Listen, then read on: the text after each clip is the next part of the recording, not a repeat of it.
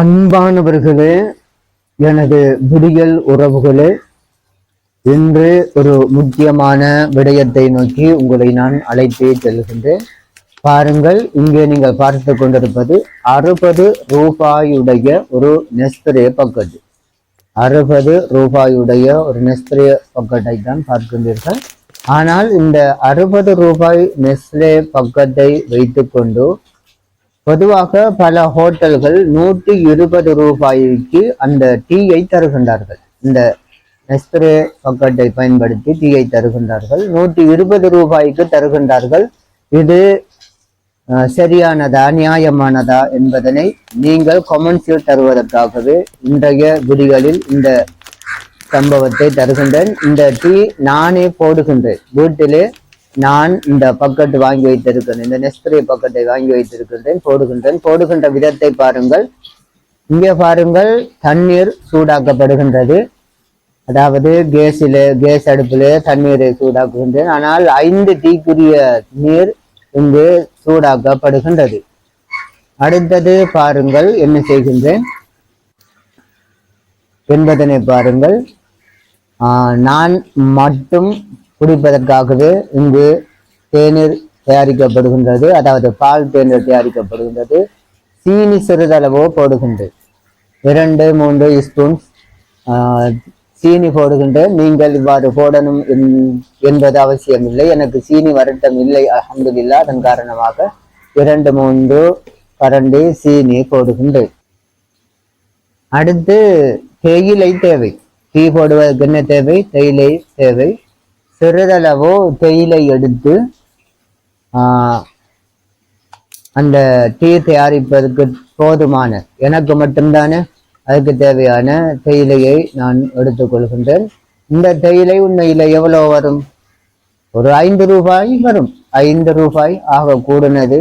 ஒரு 5 ரூபாய் அளவுதான் இந்த தேயிலை இருக்கும். ஏற்கனவே நான் சீனி போட்டிருந்தேன். சீனியும் எவ்வளவு இருக்கும்?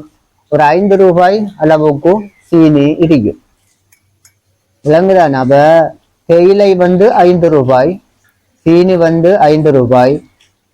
தற்பொழுது நான் அந்த நெஸ்பிரே பக்கெட்டை எடுக்கின்றேன். 60 ரூபாய். 60 ரூபாய் நெஸ்பிரே பக்கெட்டை எடுத்து தற்பொழுது அந்த மாவினையும் நான் டீ தயாரிப்பதற்கு எடுத்திருக்கின்ற பாத்திரத்திலே அதனை நான் தற்பொழுது ஒட்டுகின்றேன். பாருங்கள்.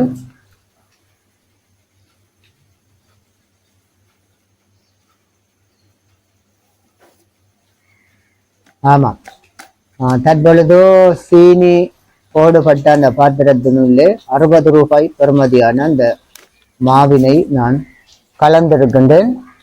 அடுத்து என்ன நடைபெறுகின்றது என்பதனை பாருங்கள்.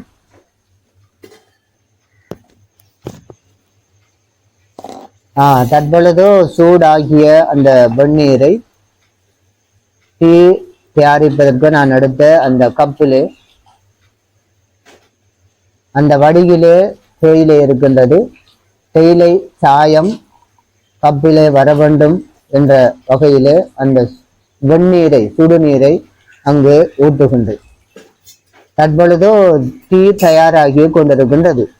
60 ரூபாய் நெஸ்பிரே பக்கெட்டிலே டீ தயாராகி கொண்டிருக்கின்றது. 5 ரூபாய் தேயிலை, 5 ரூபாய் சீனி. இன்னும் ஒன்றை நீங்கள் இந்த இடத்துல கற்பீர்கள். வெந்நீர் தயாரிக்கப்பட்டது கேஸ் அடுப்பில். இதற்கு யாரு பணம் தருவதென்று கற்பீர்கள். அதற்கும் நாங்கள் ஒரு 7 ரூபாவை சேர்த்துக் கொள்வோமே. 7 ரூபாவை சேர்த்துக் கொள்வோம். இப்போ 3 செலவுகள் வருகின்றது. தேயிலை செலவு, சீனி செலவு, வெந்நீர் தயாரிப்பதற்கான கேஸ் செலவு. எவ்வளவு வருகின்றது? 17 ரூபாய் வருகின்றது. 17 ரூபாய். அதாவது நெஸ்பிரேயை தவிர 17 ரூபாய் செலவு இங்கு வருகின்றது. டீ தயாரிக்கப்படுகின்றது. தயாராகிவிட்டது. நான் குடிப்பதற்கு போதுமான டீ தயாராகிவிட்டது.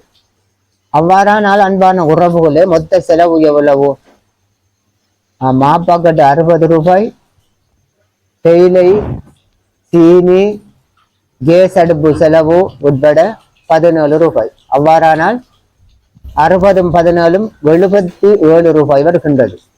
77 ரூபாய் செலவு வருகின்றது.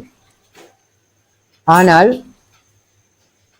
பொதுவாக எமது நாட்டிலே டீ எவ்வளவு என்று கேட்டால் அல்லது நம்ம குடித்து விட்டு எவ்வளவு என்று